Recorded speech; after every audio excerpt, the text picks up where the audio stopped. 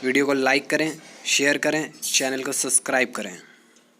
Hello students, study with Sachin YouTube channel में आपका स्वागत है। आज से हम यूपी डीएलएड द्वितीय सेमेस्टर के गणित विषय का अध्यायवार अध्ययन शुरू करने जा रहे हैं। आज का पाठ है 3 संख्याओं का लघुत्तम समापवर्त्य एवं महत्तम समापवर्तक। इसके लिए आपको इस अध्याय से संबंधित कुछ वर्तनी को समझना अत्यंत आवश्यक है। Study with Sachin YouTube channel में आपका स्वागत है। आपने पिछली स्लाइड में देखा होगा कि हमें इस अध्याय को पढ़ने से पहले कुछ महत्वपूर्ण वर्तनी वाले शब्द और परिभाषाएं जाननी हैं, जिनमें से मैं आपको पहली परिभाषा बताऊंगा अभाज्य संख्याओं की। अभाज्य संख्याएं, देखिए अभाज्य संख्याएं होती क्या हैं। तो अभाज्य संख्याओं को आप समझेंगे इस परिभाषा के द्वारा। ऐसी संख्याएं जो केवल एक और स्वयं से पूरी विभाजित हैं अभाज्य संख्याएं कहलाती हैं। उदाहरण 3, 11, 19। मैं आपको इसके विभिन्न उदाहरण बताऊंगा और इनको सही से समझाऊंगा। अभाज्य संख्याएं एक सरल तरीके से आप समझेंगे तो अभाज्य संख्याएं वे संख्याएं होती हैं जिनके केवल और केवल 2 गुणनखंड होते हैं। उनमें से पहला गुणनखंड तो 1 होता है यानी 1, और दूसरा नंबर इटसेल्फ यानी संख्या स्वयं होती है। दूसरा उसका गुणनखंड जो होता है वो संख्या स्वयं होती है, संख्या स्वयं। तो आपको यहाँ एक चीज़ समझ में आएगी कि जो अभाज्य संख्याएं होती हैं वो केवल 1 से विभाजित हो सकती हैं और स्वयं से, इसके अलावा वह किसी भी संख्या से विभाजित नहीं होती। ये बात आपको समझ में आई। इसके अन्य उदाहरण अगर आप देखना चाहें तो इसके अतिरिक्त 2 भी अभाज्य संख्या का उदाहरण है, 5 भी अभाज्य संख्या का उदाहरण है, 7 भी अभाज्य संख्या का उदाहरण है। चलिए अब हम अगले नंबर की तरफ बढ़ते हैं। अगला आपका सवाल जो है यानी अगली जो परिभाषा है वो आपकी होगी भाज्य संख्याएं। देखिए जैसे अभाज्य होती हैं वैसे ही उनका विपरीत जो होता है वो भाज्य संख्याएं होती हैं। तो भाज्य संख्याओं को हम समझेंगे, इसकी परिभाषा पढ़ेंगे।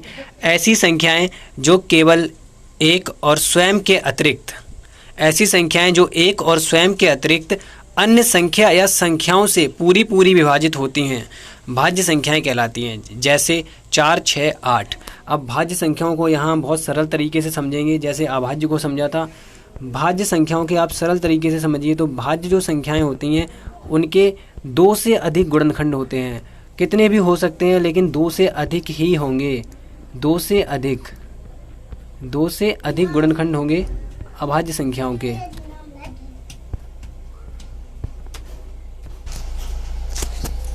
भाज्य संख्याओं के 2 से अधिक गुणनखंड होंगे, यानी कि जो भाज्य संख्याएं होंगी वो एक और स्वयं के अतिरिक्त दूसरी संख्याओं से भी विभाजित हो जाती हैं।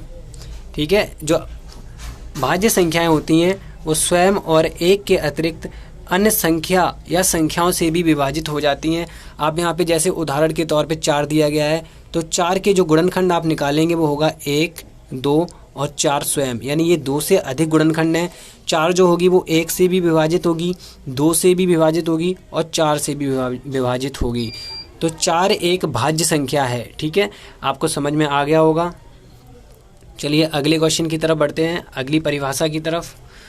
हाँ, यहाँ पे आप आगे बढ़ने से पहले एक चीज़ समझ लीजिए कि जो 1 होता है, नंबर 1 यानी जो संख्या होती है 1 आपकी, वो ना तो भाज्य होती है और ना ही अभाज्य होती है। ये महत्वपूर्ण बिंदु आपको याद रखना है। यहाँ पे संख्या 1 ना तो भाज्य है और ना ही अभाज्य है।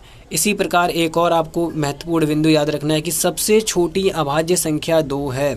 सबसे छोटी अभाज्य संख्या 2 होती है। और यहाँ पे एक और बिंदु मैं लिखना भूल गया हूँ, वो आपको याद रखना है कि एकमात्र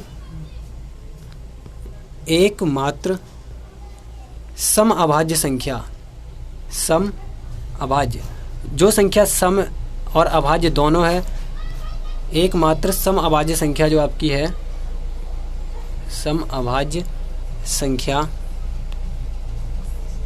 वो भी 2 है।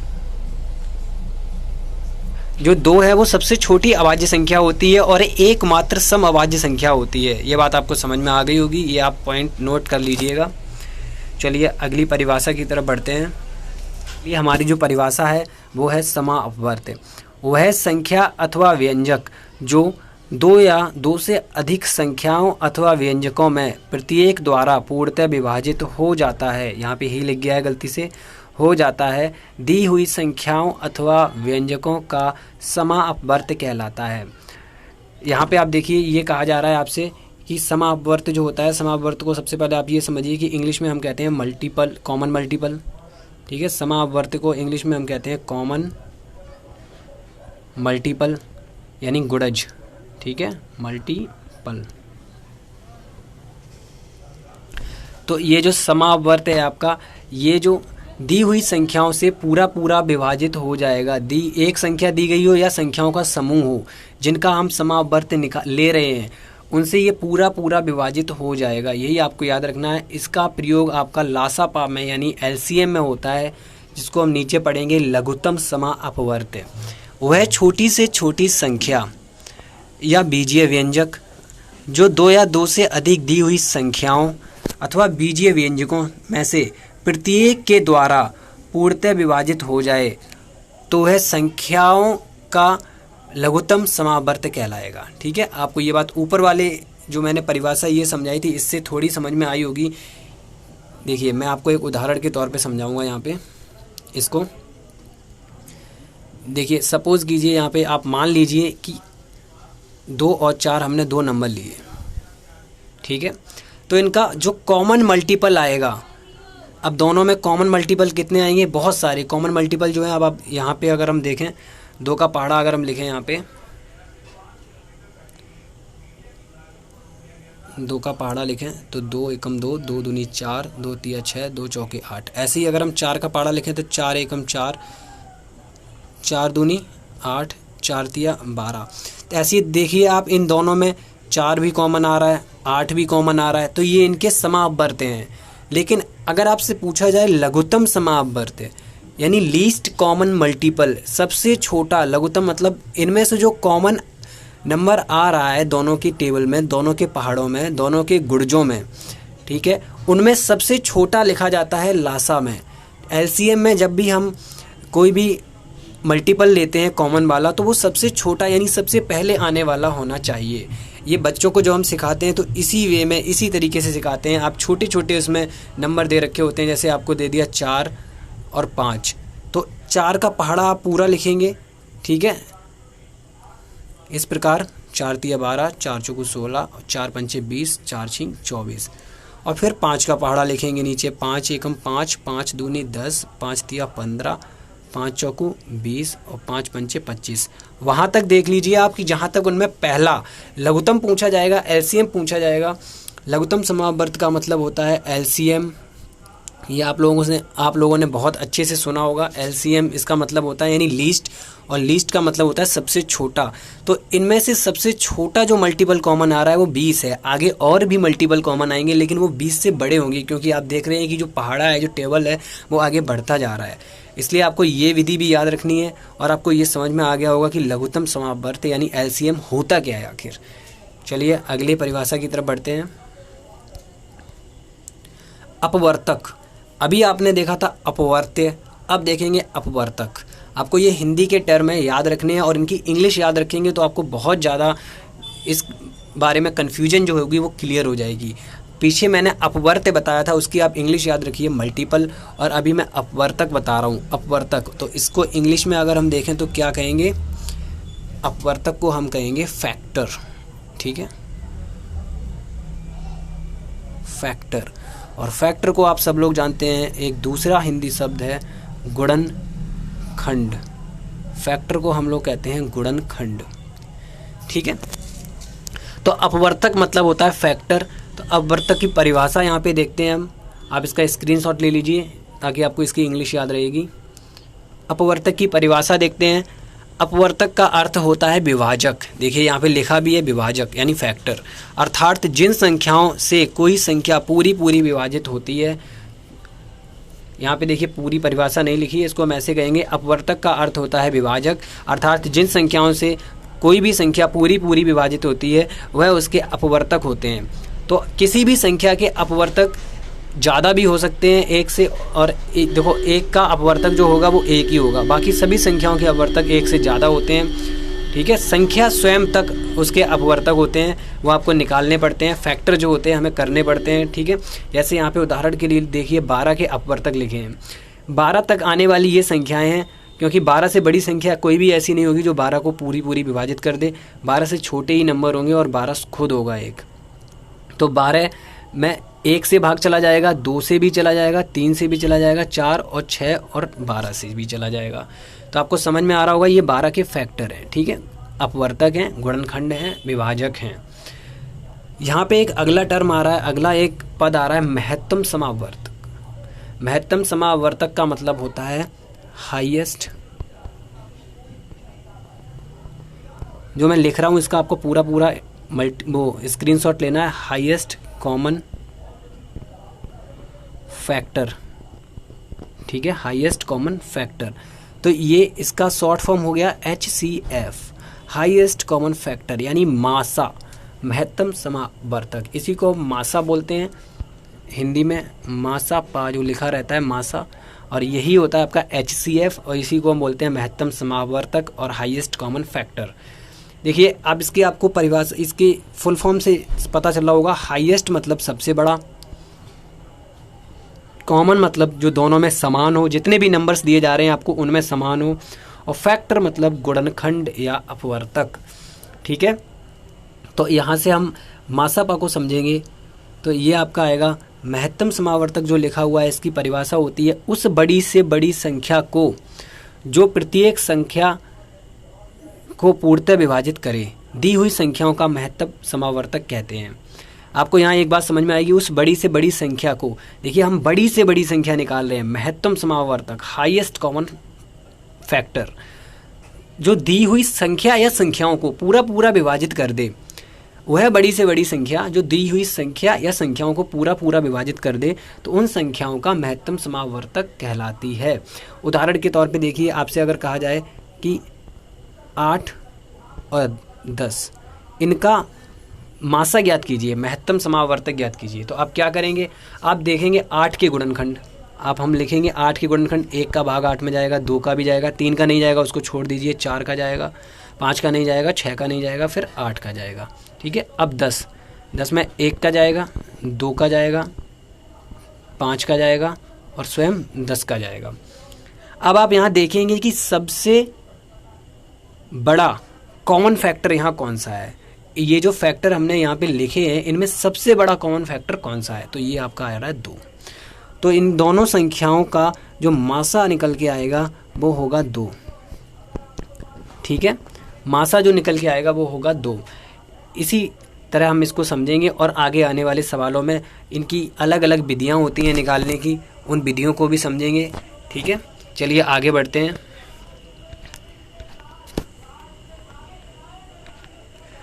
देखिए यहाँ हम लिखेंगे इस स्लाइड में, देखते हैं हम इसमें लासा यानी लघुत्तम समावर्त्य निकालने की विधियाँ, लासा निकालने की विधियाँ, ये आप हेडिंग डाल लीजिए। अगर आप नोट्स बना रहे हैं तो बहुत अच्छी बात है, विधियाँ, और आप ऐसे ही पढ़ना चाहते हैं तो ऐसे भी पढ़ सकते हैं, कोई रोक टोक नहीं है, आपकी मर्जी है। लासा निकालने की विधियाँ अगर हम पढ़ेंगे तो इसमें आगे हम पढ़ेंगे सबसे पहली विधि जो आपकी आएगी गुणनखंड विधि। क्या आएगी? गुणनखंड विधि। अब देखिए गुणनखंड यानी फैक्टर ज्ञात करना किसी भी चीज़ के, ठीक है, फैक्टर हम निकालते हैं, इसको हम गुणनखंड विधि को हम बोलते हैं अभाज्य गुणनखंड विधि, ठीक है। इसका पूरा नाम जो है अभाज्य गुणनखंड विधि। तो इसको हम कैसे करेंगे, सबसे पहले आपको ये विधियां ध्यान से सीखनी है। गुणनखंड विधि से अब पूछा जाए तो आपको कैसे करना है, भाग विधि से पूछा जाए तो आपको कैसे करना है, ये सारी चीज़ें आपको बड़ी ध्यान से देखनी है। और अगर प्रश्न में आपसे पेपर में आता है कि इनका लासा ज्ञात कीजिए केवल, और कोई भी विधि नहीं पूछी गई है इस विधि से करना है या उस विधि से करना है, तो आप डायरेक्ट जो आपको सरल लगे और जो आपको सबसे अच्छी आती हो आप उसी से ज्ञात करें। तो सबसे पहले देखेंगे हम 12 को लिखेंगे और 12 के आप गुणनखंड कीजिए। इस प्रकार आपको गुणनखंड करने होंगे सबसे छोटे नंबर से, यानी एक का भाग तो सब में जाता है, हम 2 से शुरू करते हैं। 2 से इसमें भाग देंगे तो कितनी बार जाएगा? 6 बार। फिर यहाँ 2 से 3 बार और फिर यहाँ 3 से 1 बार। अब ऐसे ही यहाँ 15, तो यहाँ पे 2 से भाग जाएगा नहीं, 3 से, 3 5 15 और फिर यहाँ 5 से। ठीक है, जब तक 1 ना आ जाए तब तक आपको काटना रहता है। चलिए अब यहाँ पे 25 है, 25 को देखते हैं। 5 से भाग देंगे तो 5 बार जाएगा और फिर यहाँ 5 से तो 1 बार। अब देखिए यहाँ पर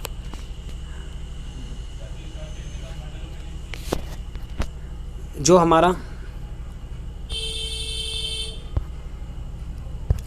हमारा गुणनखंड आया था उसको हम यहाँ पे लिखेंगे। देखिए गुणनखंड जो हमारा आया था 12 का 2 गुणा 2 गुणा 3, और इसको बराबर लगा के लिखिए। यहाँ पे 2 की घात कितना हो गया 2, क्योंकि 2 का गुणा हो रहा है 2 बार, और 3 की घात 1। ये आपको ज़रूर लिखना है। ये प्राइम फैक्टर वाले में यानी अब अभाज्य गुणनखंड विधि में इसी प्रकार किया जाएगा। 15 के निकल के आएगी 3 गुणा 5। ठीक है, इनको ऐसे ही लिख लीजिए यहाँ पे 3 गुणा 5, क्योंकि ये एक एक बार है। अब अगला लिखेंगे हम 25, तो 25 के यहाँ पे गुणनखंड आपके आए थे 5 गुणा 5 बराबर आपका हो गया 5 का वर्ग। अब देखिए आपको करना क्या है, एलसीएम यहाँ पे लासा लिखना है, और लासा लिखने के बाद आपको करना क्या है कि इन संख्याओं में हम देखेंगे जिनकी घात सबसे ज़्यादा है उनको उठाकर यहाँ लिखना है हमें। ठीक है, मतलब ये नहीं मैं कह रहा हूँ आपसे कि किसी भी एक नंबर की घात सबसे ज़्यादा होगी तो आप यहाँ पे उठा के रख लेंगे। यानी कि जैसे 2 है तो 2 की यहाँ पे 2 जितनी बार लिखा है उसमें से 2 की सबसे ज़्यादा बार घात जो होगी वही हम 2 के ऊपर लगाएंगे। ठीक है, तो 2 की यहाँ सबसे ज़्यादा बार जो घात है वो 2 है गुणा में। 3 की सबसे ज़्यादा बार घात जो है वो 1 है, और फिर गुणा में 5 की सबसे ज़्यादा बार घात 2 है। अब अगर हम इनको सॉल्व करेंगे तो आप देखिए 2 का वर्ग होता है 4 और 5 का वर्ग होता है 25, और 25 चौकू 100 और उसमें 3 का करेंगे गुणा तो आपका हो गया 300। ठीक है, ये इनका लासापा हो गया यानी एलसीएम। ये आपको याद रखना है। वीडियो को आप रिवाइंड करके इसको बार बार देख सकते हैं। इस चीज़ को कैसे समझना है ये बहुत ही सरल तरीके से मैंने आपको समझाया है। चलिए अगले प्रश्न की तरफ बढ़ते हैं। देखिए अगला है आपका भाग विधि से लासापा ज्ञात करना। भाग विधि से लासापा ज्ञात करने के लिए आपको सारे नंबर्स को इस तरीके से लिखना होगा जैसे कि ये मैं लिख रहा हूँ एक लाइन में। ठीक है,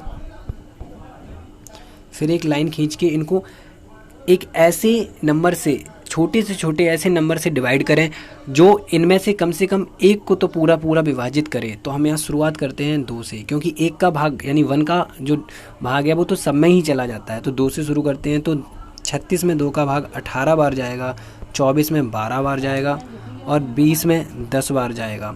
ठीक है, अगली वाली लाइन में देखेंगे फिर से इसमें 2 का भाग जा रहा है, तो यहाँ 9 बार और फिर 6 बार और फिर 5 बार।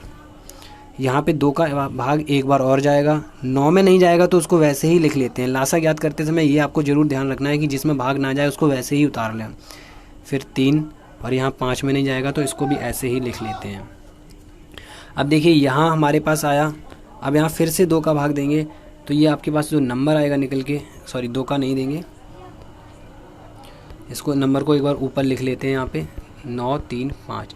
अब इसमें 3 का भाग जाएगा तो 3 त्रिका 9 और 3 एकम 3, और 5 में नहीं जाएगा तो 5 को ऐसा ही लिखेंगे।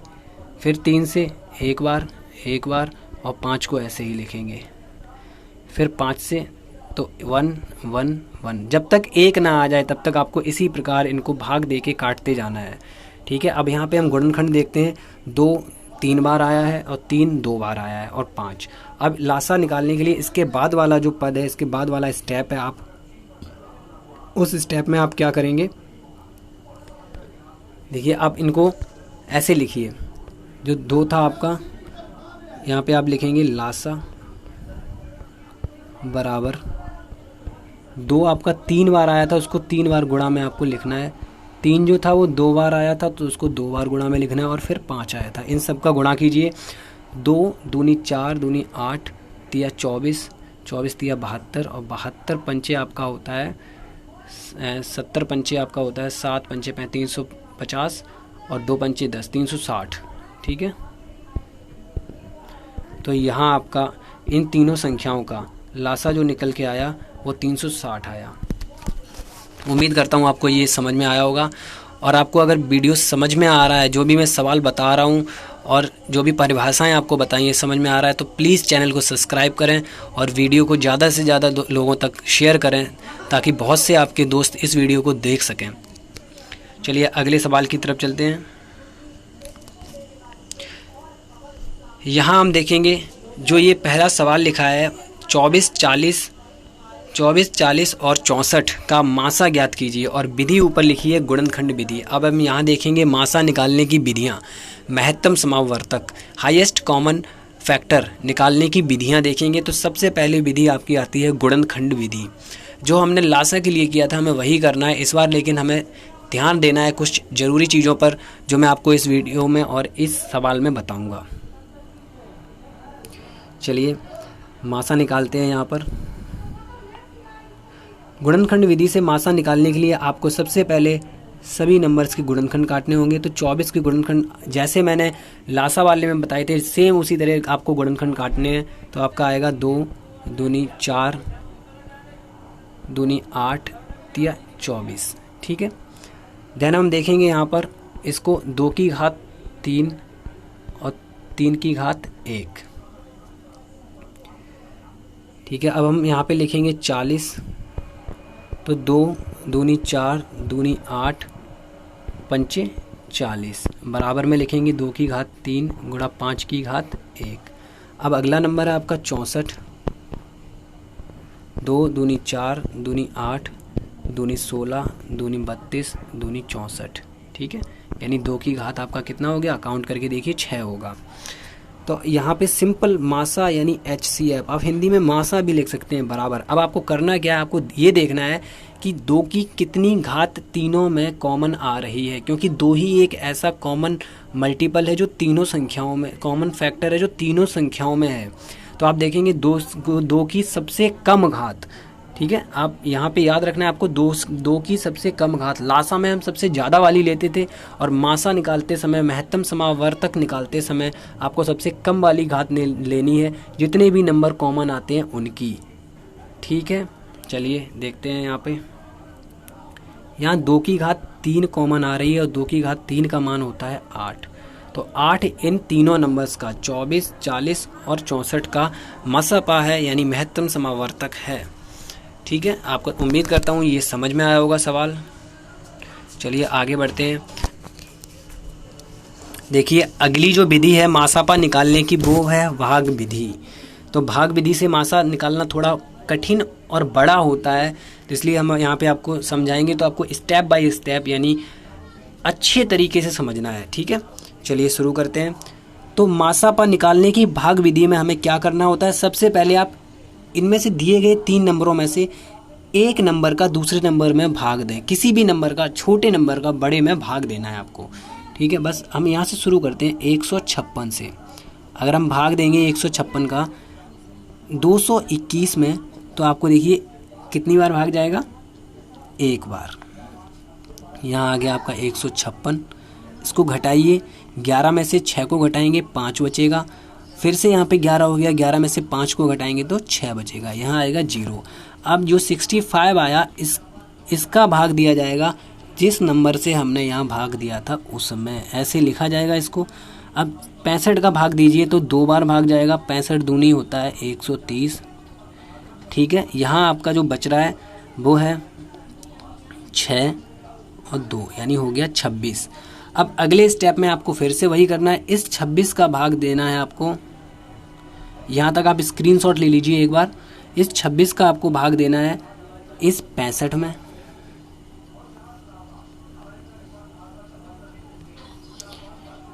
छब्बीस का भाग आपको देना है 65 में।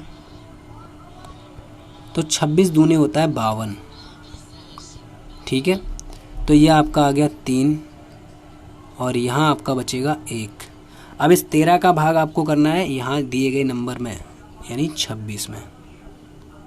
तो 13 दूनी 26। अब आपको ध्यान रखना है कि हम भाग करते हुए आए, और जो 13 नंबर है इस नंबर से ही ये हमारा भाग यहाँ पे पूरा गया। ठीक है। यानी इन दोनों संख्याओं का, जो हमने 2 संख्या स्टार्टिंग में ली थी, इनका मासा निकल के आया हमारा 13। इनका मासा निकल के आया 13। अभी तक ये इन दो संख्याओं का मासा है। अब इसी नंबर से जो 13 मासा निकल के आया, इससे अगली संख्या में भाग देंगे और चेक करेंगे क्या ये इसका भी मासा है। अगर नहीं होगा तो ये आगे कटने लगेगा। देखिए कैसे करते हैं। 364 में 13 का भाग दिया जाएगा तो 13 दूनी 26 और यहाँ आपका बचेगा 0, यहाँ 1। अब 13 का पहाड़ा पढ़िए 104 कब आता है? 13 अट्ठे 104, ठीक है। 8 तिया 24 बचा 2, 8 एकन 8 2 10। तो ये 13 जो है वो इस नंबर को भी पूरा पूरा काट रहा है, यानी ये हमारा जो मासा निकल के आया 13 वो एकदम सही है। आपको यही मेथड करना है। आप वीडियो रिवाइंड करके मेथड को दोबारा से देख सकते हैं। चलिए अगले सवाल की तरफ बढ़ते हैं। ये यहाँ तक विधियाँ ख़त्म हो गई आपकी। लघुत्तम समावर्त्य और महत्तम समावर्तक निकालने की जो दोनों विधियाँ थीं, दो विधियाँ होती हैं दोनों में, एक गुणनखंड विधि, एक भाग विधि, दोनों मैंने बता दी हैं आपको, ठीक है। चलिए अब एक दो सवाल देख लेते हैं कैसे करने होते हैं हमें।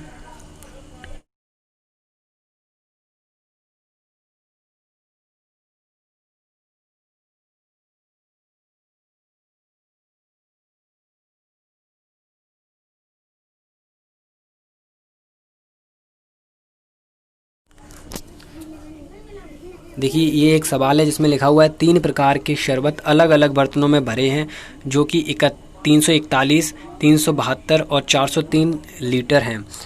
कितने छोटे से छोटे माप के बर्तन इन शरबतों से भरे जा सकते हैं, आपको ये बताना है। देखिए सबसे पहले तो समझने वाली बात ये है कि एक यहाँ पर बड़ा सा बर्तन ले लीजिए आप। मैं आपको अच्छे से समझाऊंगा ये सवाल। 3 बर्तन है, ठीक है। ये 3 बर्तन है आपके। इन तीनों में शरबत भरा हुआ है। इसमें 341 लीटर है, इसमें 372 लीटर है और इसमें 403 लीटर है। अब आपको करना क्या है कि इन शरबतों से एक ही माप के छोटे छोटे बर्तन हमें भरने हैं। तो कुल मिलाकर हमें ऐसे कितने बर्तनों की ज़रूरत पड़ेगी। अब आप देखिए एक ही माप के वो कब होंगे? एक ही माप के वो कब होंगे? जब हम इनका मासा निकाल लेंगे, क्योंकि एक ऐसा छोटा नंबर होगा जो इनको पूरा डिवाइड कर देगा, वो इनका मासापा होगा और वही बर्तन की माप होगी। हम क्या करेंगे, आप देखिए मासा निकालने के लिए क्या करना होगा हमें। जब बड़े नंबर दिए जाते हैं तो हम मासा निकालने के लिए भाग विधि का प्रयोग करते हैं। तो सबसे पहले भाग विधि में हम 341 से 372 में भाग देंगे। भाग जाएगा एक बार आपका और यहाँ आपका आ जाएगा 31 और इस 31 से हम 341 में भाग देंगे तो आपका भाग जाएगा एक बार,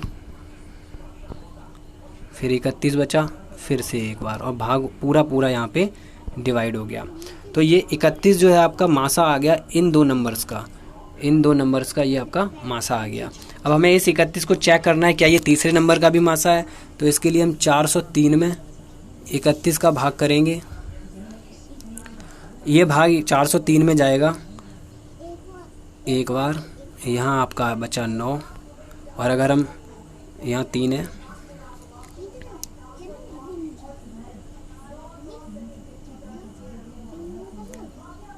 अगर हम इसमें 3 बार में 31 दिया करें तो आपका होता है 93, ठीक है, 93। तो ये 31 जो है वो 403 को भी पूरा डिवाइड कर देता है, यानी हमारा जो HCF यानी मासा आपका निकल के आया वो है 31। तो बर्तन की माप तो हमें मिल गई 31। अब हमें बर्तनों की संख्या निकालनी है। इसमें यही पूछा गया है कितने बर्तन, ठीक है, कितने बर्तन पूछे गए हैं तो हमें बर्तनों की संख्या निकालनी है। हमें याद रखना है, आप ये स्क्रीनशॉट ले लीजिए यहाँ पे, और हमें ये देखे रखना है कि बर्तनों की जो माप है वो 31 है। अब हम क्या करेंगे, देखिए 341 लीटर था टोटल, हमने 31 से इसमें भाग दिया, टोटल 341 था, तो ये आपका भाग जाएगा 11 बार। दूसरा जो था यानी ऐसे 11 बर्तन चाहिए हमें। 372 में भाग करेंगे तो 12 बार, यानी इस वाले शरबत के लिए हमें 12 बर्तन चाहिए। और 403 में भाग करेंगे तो 31 का अगर हम भाग करेंगे 403 में तो आपका आएगा 13 बार, यानी हमें इस वाले शरबत के लिए 13 बर्तन चाहिए। तो कुल मिलाकर आपको 11 धन 12 धन 13 इतने बर्तन चाहिए। तो ये आपका कितना हो गया, 3 और 2 5 और 1 6 और 1 2 3 यानी 36 ऐसे बर्तनों की ज़रूरत पड़ेगी जो इन शरबतों को, जो ये अलग अलग वैरायटीज़ के अलग अलग किस्म के शरबत हैं, इनको 36 छोटे छोटे एक ही माप के बर्तनों में हम भरेंगे। ऐसे 36 बर्तन हमें चाहिए। ठीक है, उम्मीद करता हूँ आपको ये सवाल समझ में आया होगा। चलिए अगले सवाल की तरफ बढ़ते हैं। अगला सवाल है, वह छोटी से छोटी संख्या बताइए जो 20, 25 और 40 से पूर्णतः विभाज्य हो। देखिए, वह छोटी से छोटी संख्या बताइए। अब वहाँ देखिए, जो वहाँ भी छोटी से छोटी पूछी गई थी इस सवाल में, लेकिन यहाँ पर जो था वो कुछ अलग तरीके से बोला आपसे गया था। आपको बस लैंग्वेज पे ध्यान देना है कि आपको करना क्या है इसमें। अब यहाँ पे देखिए, यहाँ पे बर्तन निकालने थे हमें, ठीक है, छोटे से छोटी माप के निकालने थे। अब यहाँ पे आपको अगले क्वेश्चन में आपसे पूछा गया है कि वह छोटी से छोटी संख्या बताइए जो इनसे पूर्णतः विभाज्य हो। अब विभाज्य अगर होगी इन नंबरों से, तो आपको ये तो समझ में आ ही रहा होगा कि इन नंबरों से विभाज्य होगी, तो ये नंबर उसके क्या होंगे, फैक्टर, और वो संख्या होगी इनका मल्टीपल। ये नंबर उसके होंगे फैक्टर, गुणनखंड, और वो जो संख्या होगी वो होगी इनका मल्टीपल यानी गुणज। और गुणज हमेशा दिए गए नंबरों से बड़ा होता है, और बड़ा जो निकल के आता है वो आपका क्या आता है, एलसीएम। आपको यहाँ पे थोड़ा सा दिमाग चलाना होता है इस प्रकार के क्वेश्चंस में कि हमें एक छोटी से छोटी संख्या निकालनी है जो इन तीनों नंबरों से डिवाइड हो जाए। तो अगर तीनों नंबरों से डिवाइड होगी तो तीनों से बड़ी होगी, और बड़ी संख्या हमेशा एलसीएम में ही आती है। जो एलसीएम होता है वो दी गई संख्याओं से हमेशा बड़ा होता है या फिर सबसे बड़ी संख्या के बराबर होता है। और जो मासापा होता है, ये बात आपको बड़े ध्यान से समझनी है। एक बार और बता दे रहा हूँ मैं कि जो एलसीएम होता है वो जितनी संख्या दी जाए उनमें से या तो वो सबसे बड़ी संख्या होगा या फिर उन संख्याओं से बड़ा होगा। लेकिन अगर जो मासापा पूछा जाता है वो दी हुई संख्याओं में सबसे छोटा होगा या फिर उनसे भी छोटा होगा। ऐसे समझिए, 2 4 8, अगर यहाँ पे मासा आपसे पूछा जाए तो मासा आपका 2 होता है। देखिए, इनमें से सबसे छोटा है या इससे भी छोटा होगा वो नंबर है। और अगर आप यहाँ पे लासा आपसे पूछा जाए तो लासा जो होगा वो 8 होगा इन तीनों नंबर्स का। ठीक है, तो लासा जो होगा वो इन तीनों नंबरों में या तो सबसे बड़े वाले नंबर के बराबर होगा या फिर उससे भी बड़ा होगा। तो यहाँ पे आपसे इस सवाल में लासा पूछा जा रहा है क्योंकि वो विभाज्य होगी संख्या, तो वो संख्या बड़ी होगी।